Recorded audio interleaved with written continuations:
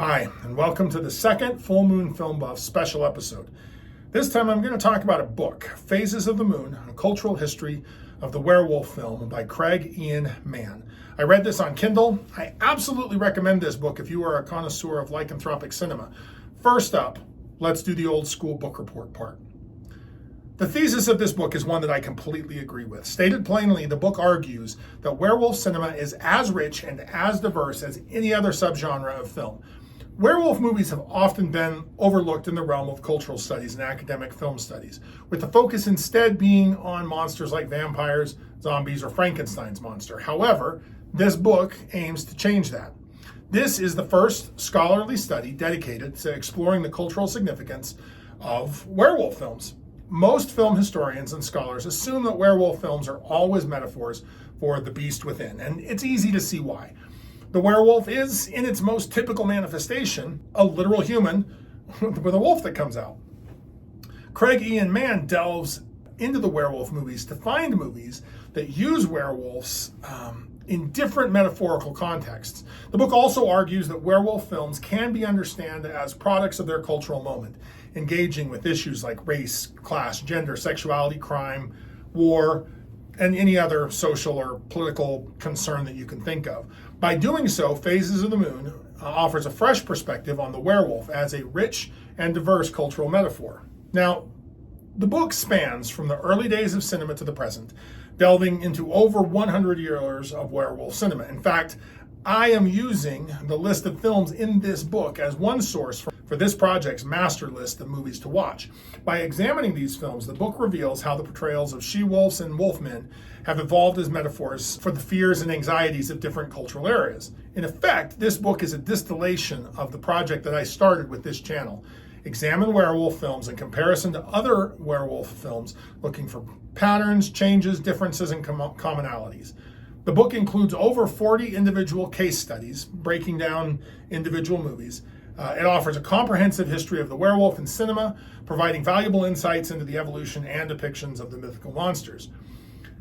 This book, Phases of the Moon, A Cultural History of the Werewolf movie, is a must-read for anyone who is interested in the cultural significance of werewolf films.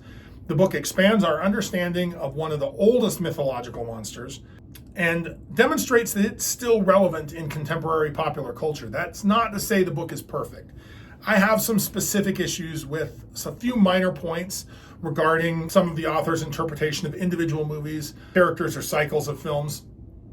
I read the cinematic text differently than he does, and therefore I disagree on some of the conclusions. But it's only on a few minor things. And the book is great. It's well written, doesn't rely too much on academic jargon or other terms that you won't understand, and is a pretty easily digestible read. Whether you're an academic researcher or just a casual fan of horror movies, this book will provide you with an engaging, insightful, and enjoyable read. So, if you're interested, grab a copy. Phases of the Moon, I'll include a link in the show notes, and delve into the fascinating world of werewolf cinema. So now that we've got the book review part out of the way, let's discuss specifics. I want to address the topic of film criticism in general. Film criticism can be divided into two broad categories. Journalistic criticism, on one hand, that appears regularly in newspapers, magazines, and other mass media outlets, and academic criticism, published by film scholars who are informed by film theory and published in academic journals or books like this one. Academic criticism rarely takes the form of a review. Instead, it's more likely to analyze the film in its place in history or the genre that it comes from and use the movie to examine the culture. I'm definitely trying to do a little of both here on the channel. So journalistic criticism is your classic Roger Ebert and Gene Siskel 2 thumbs up rating. A general idea of what the movie is about and the critic's opinion on whether the film is good or not. When I was a younger man, this kind of stuff was in newspapers and on TV shows. You found a critic or two that you liked, someone whose tastes synced up with yours, and you learned to trust them. I even remember having a couple syndicated film critic columnists that I expected to disagree with. That is, if they liked a movie, I probably wouldn't like it, and if they didn't like it, I probably was going to like it. A lot of this kind of criticism has moved online nowadays. News websites do still post reviews, and lots of specialized entertainment websites have sprung up. And in many ways, film criticism has become democratized. You don't have to get a newspaper or magazine job in order to start your own movie review blog or, let's say, a YouTube channel, like me. You also don't get the audience reach that being a New York Times entertainment reporter or Wall Street Journal entertainment reporter gets you. Even broader than that, sites like Rotten Tomatoes let individual users post ratings and reviews, and then they aggregate the collective opinions of the professional and amateur audience into one or two, in this case, scores. This objective average of a bunch of subjective opinions is an attempt to leverage the wisdom of the crowd and uncover some kind of meaningful score. It can't. First off, there are way too many disagreements between the professional critics and the amateur critics rating on different films. I'm not going to go into why here, but it's an observable fact. Second, two films could have exactly the same rating, right? Exactly the same Rotten Tomatoes score, and appeal to vastly different audiences. For those reasons, it's just impossible for me to put any faith in a Rotten Tomato type score. Of course, you don't have to. I know what I like. I know directors and actors that I like. I know genres and studios that I like. I'm sure you do too. And you can still find journalistic film critics that you like and trust and rely on them. So with that out of the way, now let's talk about academic criticism, which is what Phases of the Moon is. While movie reviews are consumer-oriented and the focus on recommending or not recommending a film, academic film criticism offers interpretation, analysis, and exploration. The academic critic is not evaluating whether a film is good or entertaining. In fact, a lot of academic criticism is focused on the broader culture and not even really focused on the film itself. Film criticism may and regularly is published years and years after the film was released, and therefore isn't a really good indicator of whether, it's not going to tell you whether you should go see the next movie that's coming out. It's also usually longer and more complex than a review. It aims to make a scholarly argument about the meaning of the film by providing reasoned consideration and textual evidence. Critics use various theories, methodologies, and critical approaches to examine different aspects of a film, such as the narrative structure, the cinematography, editing, sound, set design, acting.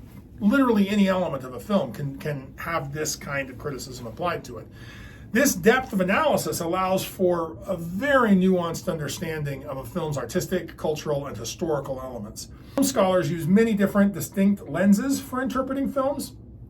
They may base their argument on what did the filmmaker intend, a formalist analysis of style and aesthetics, or an examination of the biographical and historical context that the movie was made in.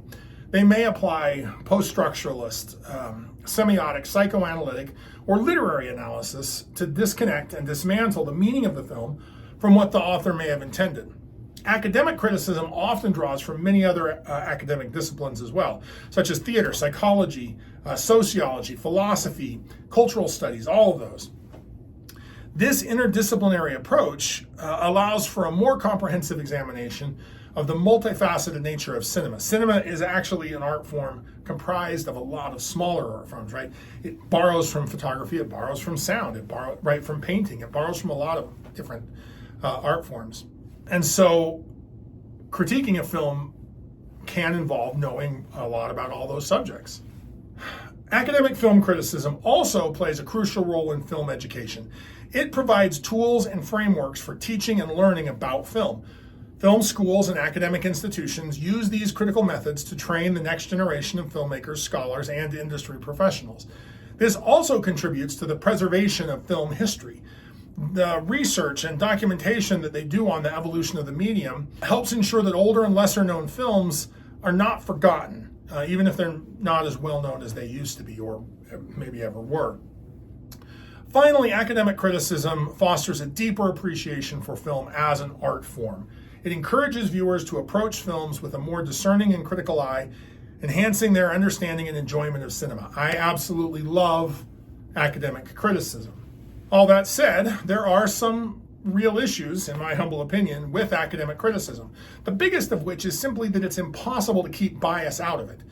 Any kind of art criticism involves subjective opinions, making it challenging to establish objective criteria for evaluating films. Critics bring their own perspectives, tastes, and cultural backgrounds into their analysis. Their analysis might say as much about them as it says about the movie that they're analyzing. Specifically, academic film criticism can share the political liberal biases that the ivory tower academic bubble has. Because academic film critics write and talk to other people in that academic bubble, they get out of touch with the broader generalized audience sometimes. Additionally, since academic environments are very often hierarchical in nature, there can be a hurting toward consensus, right? You got to say what the real masters of academic criticism say if you want to be taken seriously. And this can form artificial consensuses about what the best movies are, or what movies say, what movies mean. Another phenomenon related to that is the establishment of a cinematic canon, which perpetuates a narrow understanding of what a great movie is. Something that, to its credit, Phases of the Moon is deliberately pushing against. Right? They are reaching out and finding werewolf movies that have never been considered great and arguing that they really do have something to say.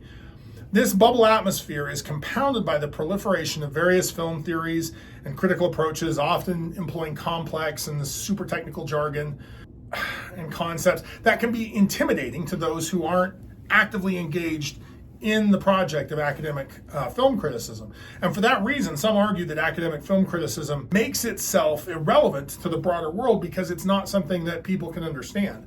This can create a divide between the scholarly academic arguments and the mainstream audience. It can make academic criticism overly theoretical, abstract, and detached from what audiences actually want. And sometimes the academic scholar can even not understand what the audience was enjoying about the movie because they're in such a different place and looking at the movie from such a different way. Now, it's important to note that academic criticism is a dynamic field, and that scholars are actively working and pushing back against all of the things that I've talked about. Different scholars and institutions have different perspectives on these challenges, and they continue to grow and evolve. Lastly, I want to address my approach to film criticism and how I'm trying to blend a little academic criticism into a more journalistic critique. I recognize that my opinion is just one guy's take about whether a movie is good or not, whether it's scary or entertaining or interesting or anything. I try to explain why I feel the way I feel, but I ultimately respect that you get to make up your own mind and have your own opinion about these movies. I hope you find my opinion helpful, but I do not expect anyone to agree with me 100% of the time. If you like a movie I don't like, great. I mean that honestly and sincerely. Enjoy the things that you enjoy. I do think that this is obviously the most engaging part of my reviews and discussions. That's why I put my recommendation up at the very front of the videos. You just should know where I'm coming from as I discuss a movie. Did I like it? It's going to change how I think and talk about it. Did I not like it? Similarly. I do feel like I bring a slightly different perspective to the academic film theory and criticism. I'm familiar with it, having attended film school, but I certainly am not in the ivory tower professionally or temperamentally. I do enjoy engaging with a little academic light critical theorizing. I hope you enjoy sticking around for those parts of my videos and hearing me pontificate a little about what interests me on each movie, but that's not the most important part. By all means, read the book. Absolutely recommend it. I hope I see you back here to talk about my movies. If you like lycanthropes, like, share, and subscribe. Keep your eye on the moon and a silver bolt in the chamber, and we'll see you back here next time to talk about a movie.